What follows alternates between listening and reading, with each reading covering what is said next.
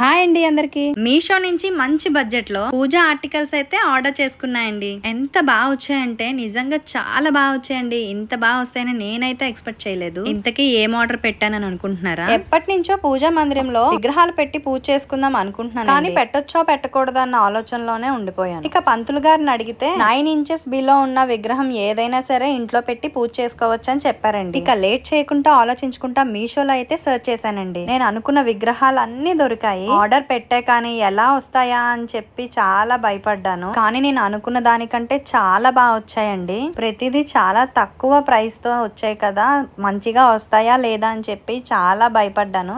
కానీ ఇంత మంచి ప్రొడక్ట్స్ కి ఇంత తక్కువ ప్రైజా అనిపించింది నాకైతే చూసిన తర్వాత. అన్ని కూడా బిలో 500 అండ్ 150 180 తో స్టార్ట్ అయ్యి 500 బిలోయే ఉన్నాయి మొత్తం అన్ని కూడా. ఏంటి అక్క సోదంతా చెప్తుంది, ప్రొడక్ట్స్ అయితే చూపించట్లేదు అనుకుంటున్నారా? అయితే చూసేయండి. చూడండి, ఇది అయ్యప్ప స్వామి విగ్రహం ఎంత క్యూట్ వచ్చిందో. ఇంకా ఇది దుర్గమ్మ విగ్రహం, ఇంకా వెంకటేశ్వర స్వామి, అలానే శివయ్య, ఇంకా శివయ్యకి అభిషేకం చేసిన స్టాండ్. లాస్ట్ వీడియోలో చాలా మంది అడిగారండి స్టాండ్ లింక్ పెట్టమని, కానీ పెట్టలేకపోయాను.